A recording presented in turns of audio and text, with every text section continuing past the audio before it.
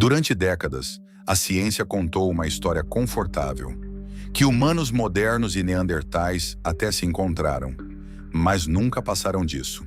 Encontros ocasionais, contato limitado, nenhuma família, nenhuma verdadeira união. Mas essa versão começou a ruir quando um fragmento de osso, menor que uma moeda, revelou algo impossível de ignorar.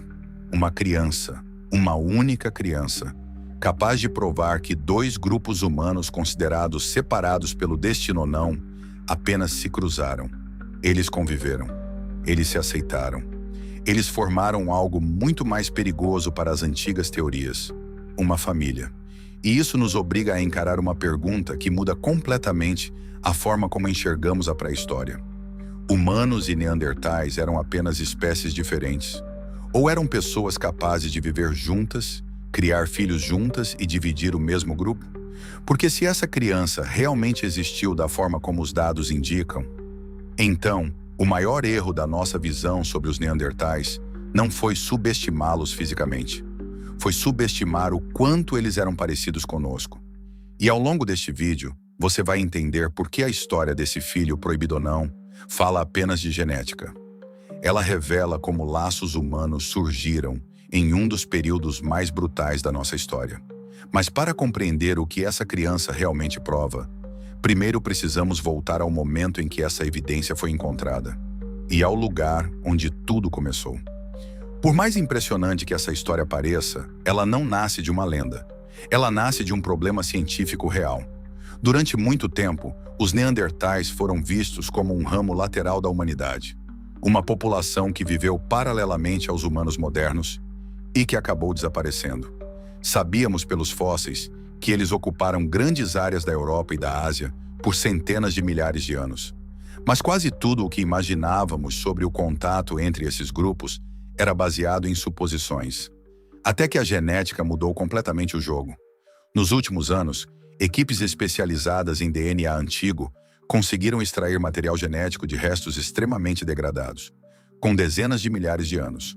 Entre esses estudos, um grupo de pesquisa ligado ao Instituto Max Planck de Antropologia Evolutiva, liderado pelo geneticista Svante Pääbo, demonstrou algo que ninguém esperava. Os neandertais não eram um grupo isolado da nossa história biológica. Eles deixaram descendentes. Eles deixaram marcas diretas no nosso próprio genoma. Hoje, pessoas fora da África carregam pequenas porcentagens de DNA neandertal. Isso por si só já prova que houve cruzamentos. Mas aqui surge a primeira expectativa e também o primeiro limite dessa explicação. Mistura genética não significa necessariamente convivência. Não significa relações duradouras. E muito menos significa família. O que a ciência ainda não conseguia responder claramente era: esses encontros foram episódios raros ou fizeram parte da vida social desses grupos? Porque existe uma diferença enorme entre contato e pertencimento. E é exatamente aí que a história dessa criança começa a se tornar muito mais perturbadora. Durante muito tempo, quando os cientistas falavam em filho híbrido da pré-história, quase todo mundo pensava na mesma coisa: um Neandertal e um Homo sapiens. Mas a criança que mudou tudo não se encaixa nessa imagem. Ela foi identificada a partir de um fragmento ósseo encontrado na caverna de Denisova, no sul da Sibéria. E quando o DNA desse pequeno osso foi analisado, surgiu o primeiro choque. Essa criança não era filha de um humano moderno. O primeiro resultado foi ainda mais inesperado. A mãe era Neandertal. O pai pertencia a outro grupo humano antigo, diferente dos neandertais. Um grupo que quase ninguém conhecia até poucos anos atrás: os denisovanos. Esse dado muda completamente o enquadramento da história, porque até então, muitos pesquisadores ainda podiam imaginar cruzamentos raros e pontuais. Mas aqui aparece um problema muito maior. Se uma mulher neandertal teve um filho com um denisovano, então esses grupos não apenas se encontravam, eles conviviam. E mais importante, eles precisavam conviver tempo suficiente para que uma criança pudesse nascer dentro de um grupo funcional. Mas esse detalhe nos leva a uma pergunta ainda mais desconfortável. Se neandertais conseguiam formar famílias com denisovanos, O que isso realmente diz sobre os limites sociais entre todos os grupos humanos da época? Porque talvez a barreira entre espécies fosse muito menor do que imaginamos. E esse dado leva a um problema ainda maior. Agora tente imaginar o que esse dado realmente significa na prática. Não em laboratório, mas na vida real, no frio extremo da Sibéria. Uma mulher neandertal grávida não poderia sobreviver sozinha. Ela precisava de abrigo, de alimento constante, de proteção, de um grupo disposto a aceitar aquela criança. Isso muda completamente o peso dessa descoberta, porque uma criança híbrida não nasce apenas de um encontro biológico. Ela nasce dentro de um ambiente social. Imagine a cena. O entardecer cai sobre a paisagem congelada. Um pequeno grupo se reúne próximo ao fogo. O cheiro de carne recém-assada se mistura ao vento cortante. E no centro daquele círculo, existe uma mulher que carrega no ventre uma criança cujo pai pertence a outro grupo humano. Isso significa algo simples e profundamente humano. A gravidez não foi interrompida. A criança não foi rejeitada antes de nascer. Alguém protegeu essa mulher. Alguém dividiu comida. Alguém aceitou aquele vínculo. E aqui surge um ponto emocional decisivo. Para que esse bebê pudesse nascer, não bastava tolerância. Era necessário pertencimento. Pertencer a um grupo que aceitasse a diferença, que aceitasse a mistura, que aceitasse uma nova identidade dentro da própria comunidade. Mas ainda não podemos afirmar algo essencial. Essa criança cresceu em qual grupo? Entre neandertais, entre denisovanos ou em um grupo misto? Porque a resposta para essa pergunta revela algo ainda mais profundo, sobre como as famílias eram formadas na pré-história. A força dessa história não está em uma interpretação emocional. Ela está em um laboratório, em um procedimento extremamente técnico e em uma das análises genéticas mais precisas já feitas sobre restos humanos antigos. O fragmento de osso dessa criança foi encontrado na caverna de Denisova e ele foi analisado por pesquisadores ligados ao Instituto Max Planck de Antropologia Evolutiva, sob a liderança do geneticista Svante Pääbo. O que torna esse caso absolutamente extraordinário é o tipo de dado que foi obtido. A equipe conseguiu identificar, com altíssimo grau de precisão, que a mãe dessa criança era neandertal e o pai pertencia a um grupo diferente, os denisovanos. Mas existe um detalhe ainda mais impressionante.